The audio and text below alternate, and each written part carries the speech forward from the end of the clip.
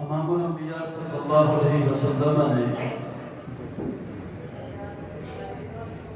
انسان کی اللہ تبارک و تعالیٰ کے قریب ہونے کی جو کیفیتیں اور حالتیں بیان فرمائی ہیں، ان میں سے فرمایا کہ انسان سب سے زیادہ اللہ کے قریب تب ہوتا ہے جب انسان سجدے کی حالت میں ہوتا ہے۔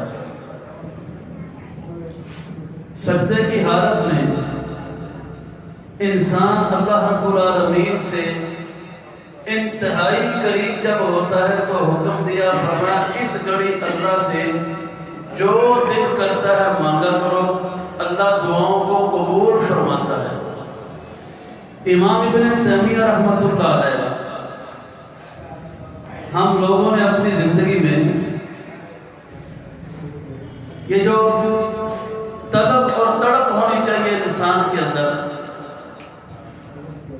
انسان کے دل میں یہ تڑپ ہونی چاہیے کہ قبولیت کی جتنی گھڑیاں ہیں کوشش کرنی چاہیے انسان اس ہر گھڑی کو پا لے۔ پتہ نہیں کس قبولیت کی گھڑی کے بدلے اللہ تعالیٰ انسان کے اوپر سے جتنے بوجھ ہیں وہ سارے اللہ اتار دے۔ محدثین اعظام رحمہم اللہ اجمعین جو حدیثیں پڑھانے والے تھے، لوگوں کو حدیثیں سمجھانے والے تھے، وہ قبولیت کی گھڑیوں کی بڑی زیادہ تلاش میں رہتے تھے۔ آپ اندازہ فرمائیے کہ نبی علیہ السلام نے ایک گھڑی بیان فرمائی، صرف ایک، فرمایا جمعے کے دن میں شروع سے آخر تک ایک گھڑی اللہ نے جمعے کے دن میں بنائی ہے جو گھڑی انتہائی قبولیت والی ہے، اور اس گھڑی کو جو بندہ پالے اللہ سے جو مانگ لے اللہ وہی پورا فرما دیتے ہیں۔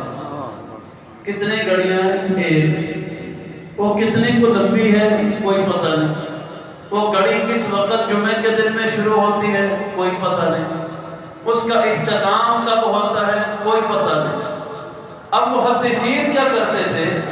جن کے دلوں میں اللہ کی بارگاہ میں قبولیت پانے کی تڑپ اور جذبہ ہو، وہ اس طرح کرتے ہیں، محدثین صبح جمعے کی نماز فجر کی گھر سے پڑھنے کے لیے آتے، شام مغرب تک مسجد سے ہلتے نہیں تھے کہ ہمیں کوئی بھی گھڑی ہو تو اللہ نصیب کر دے۔ یہ ہوتا ہے جذبہ،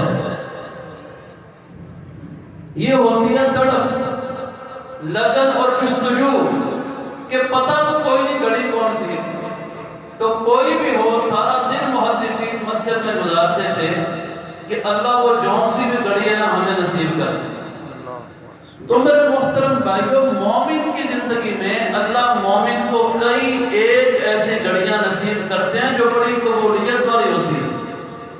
مثال کے طور پہ حضور علیہ السلام نے ارشاد فرمایا، لا يرد الدعاء بین الاذان والاقامہ، اذان ہو گئی، اب اذان سے لے کے جماعت کھڑی ہونے کا جو وقت ہے نا درمیان کا، یہ سارا وقت ہی اتنا قبولیت والا ہے کہ اس کے دوران کی گئی کوئی دعا بھی اللہ تبارک و تعالی رد نہیں فرماتا۔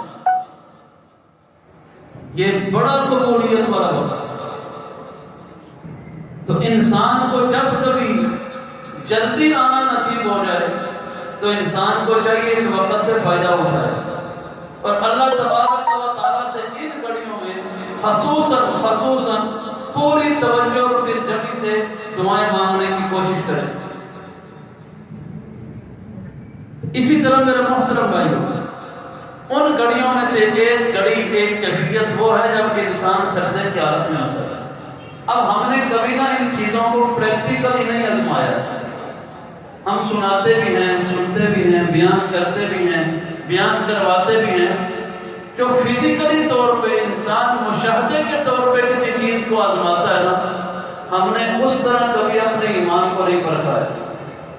حضرت امام ابن تیمیہ رحمۃ اللہ علیہ سینکڑوں ہزاروں شاگردوں کے مجمع میں حدیث پڑھاتے ہیں، تو جب کبھی سوال ہو جاتا کوئی ایسا سوال، حالانکہ امام ابن تیمیہ کو اللہ نے بڑا زیادہ علم عطا فرمایا تھا، ان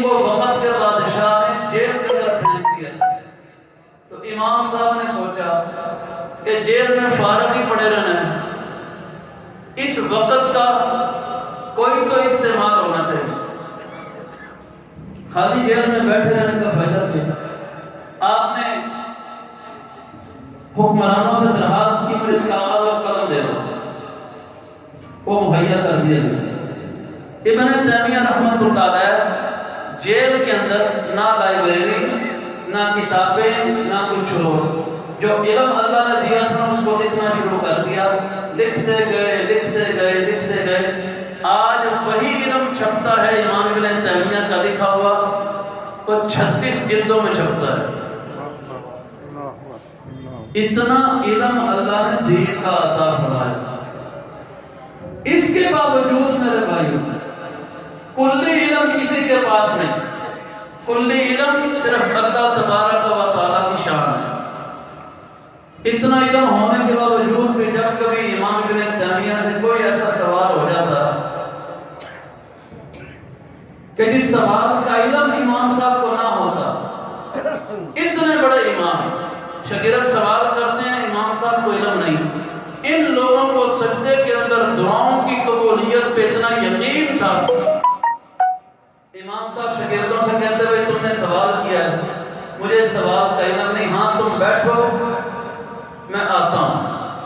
اپنی جگہ سے اٹھتے اور سجدے میں گر جاتے، اور سجدے میں گر کے اللہ سے دعا کرتے، یا معلم ابراہیم و یا مفہم سلیمان، اے سلیمان کو چرند پرند کیڑے مکوڑے جانوروں اور مچھلیوں اور پرندوں کی بولیوں کا علم دینے والے اللہ، تیرے آگے کوئی چیز ناممکن نہیں، مجھے اس سوال کا علم عطا فرما۔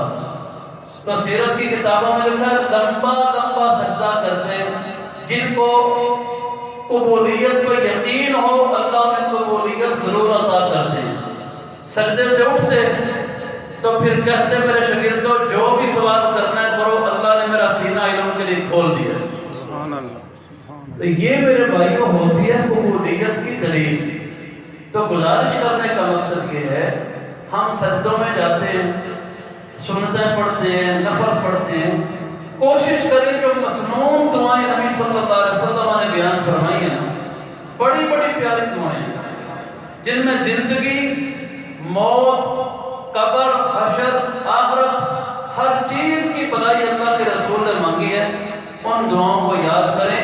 اور جب کبھی یہ سجدے کی قبولیت والی حالت نصیب ہونا، اس گھڑی ضرور اللہ سے سجدے کی دعائیں پڑھنے کے بعد دوسری دعائیں، لمبی لمبی دعائیں مانگا کریں۔ حضرت سلمان فارسی رضی اللہ عنہ فرماتے ہیں، ایک مرتبہ نبی صلی اللہ علیہ وسلم نماز پڑھ رہے تھے تو میں آپ کے پاس تھا، آپ نے نفل پڑھ رہے تھے، اب حضور علیہ السلام سجدے میں گئے تو سلمان فرماتے ہیں اتنا لمبا سجدہ تھا، اتنا لمبا سجدہ تھا، حتیٰ کہ مجھے سلمان فارسی کو ڈر پیدا ہو گیا کہ اللہ کے رسول کی سجدے میں روح تو نہیں پرواز ہو گئی۔ حتیٰ کہ فرماتے ہیں میں نے رسول اللہ صلی اللہ علیہ وسلم سے چہرہ مبارک کے قریب کان لگا کے نا زمین پہ اور چیک کیا کہ اللہ کے رسول کی سانس بھی چل رہی ہے کہ نہیں۔ اتنا لمبا سجدہ ہوتا تھا نبی علیہ السلام سے۔ تو ہم صرف سبحان ربی الاعلیٰ یہ 3 مرتبہ پڑھ کے اٹھ جاتے ہیں۔ بھائیو مسنون دعائیں یاد کریں، یہ سجدہ بڑی قبولیت والی کیفیت ہے، اس میں اللہ سے زیادہ مانگا کریں۔ اللہ تبارک و تعالی ہماری ہر جائز مراد کو پورا فرمائے، اور اللہ اپنی ذات کے علاوہ کبھی کسی اور کا محتاج نہ بنائے۔ آخر دعوانا ان الحمدللہ۔